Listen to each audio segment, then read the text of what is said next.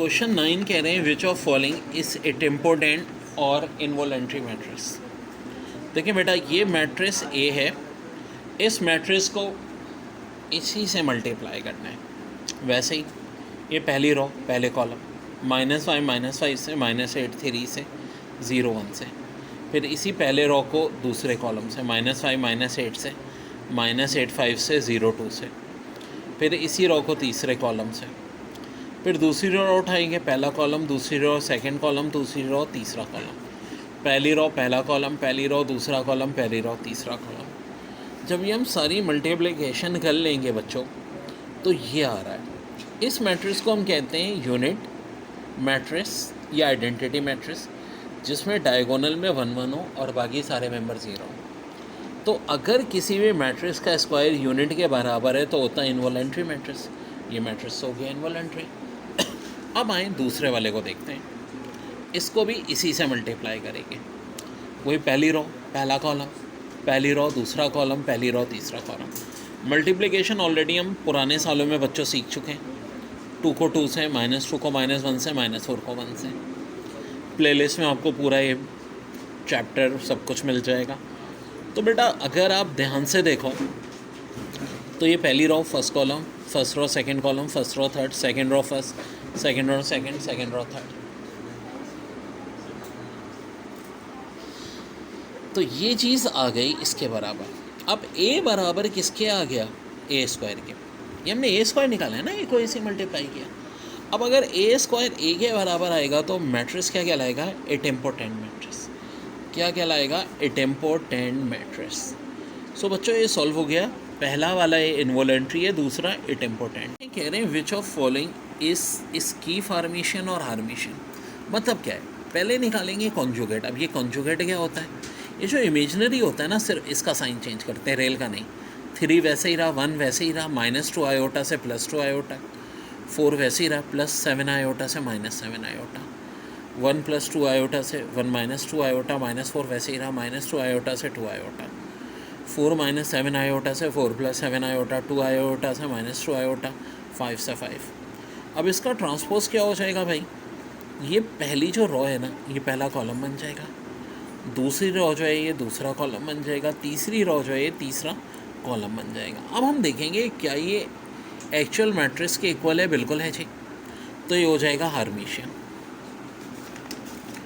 यहाँ देखें क्वेश्चन 2 में पहले कॉन्जुगेट लिया, माइनस आयोटा से प्लस आयोटा, 3 आयोटा से -3 आयोटा, आयोटा से माइनस आयोटा, 3 आयोटा से माइनस आयोटा, 7 आयोटा से -7 आयोटा, -5 आयोटा से +5 आयोटा, आयोटा से माइनस आयोटा, -5 आयोटा से 5 आयोटा, माइनस आयोटा से आयोटा। अब इसका ट्रांसपोज ले लो। ये जो पहली रो है ना, 1 -3 आयोटा माइनस आयोटा, इसको कॉलम बना दो। दूसरी रो है -3 आयोटा -7 आयोटा 5 आयोटा, इसको दूसरा कॉलम बना दो।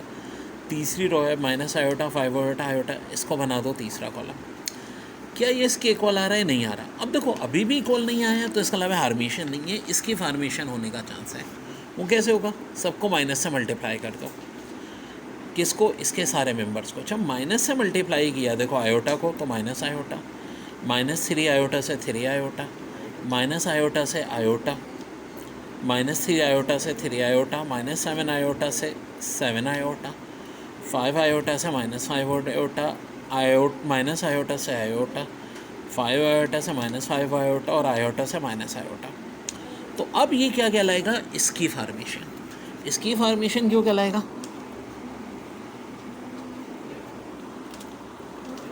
क्योंकि देखो अब की दफ़ा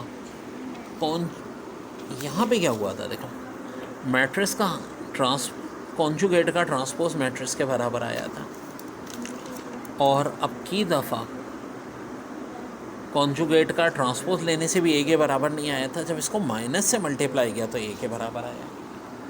तो ये इसलिए कहलाएगा इसके फॉर्मेशन।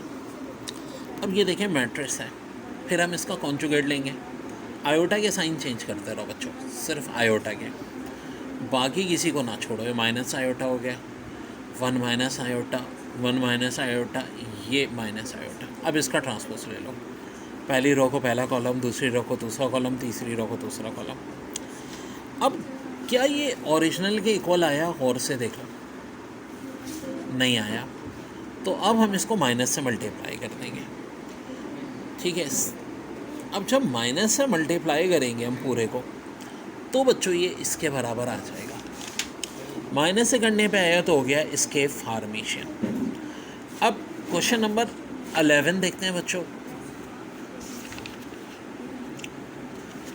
आपको कह रहे हैं real number X Y such that matrix A is hermitian. Hermitian का लब है, पहले तो इसका कॉन्जुगेट ले लो। ठीक है, सबके साइन चेंज कर दो, फिर इसका ट्रांसपोज ले लो, यानी रो को कॉलम, कॉलम को रो।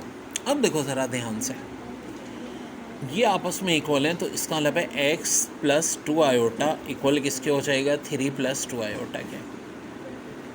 ठीक है, एक्स प्लस 2 आयोटा बराबर हो गया 3 प्लस 2 आयोटा के। 2 iota cancel, x equal to 3 एक काम बन गया हमारा। ठीक है, इसी तरह ये देखो वाई आयोटा, ओरिजिनल सवाल में यहाँ माइनस वाई आयोटा है, ये इसके इक्वल हो जाएगा।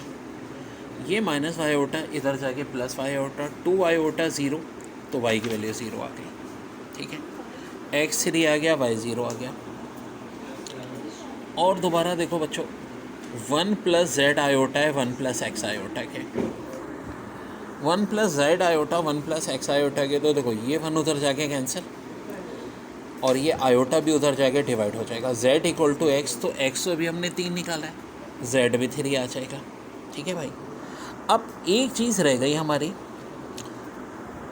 क्या क्या हमने निकाल लिया बेटा, x 3 निकाल लिया, z भी 3 आ गया, और y हमारा 0 आ गया। ठीक है, तो यही हमारे अननोन थे बेटा, x y z।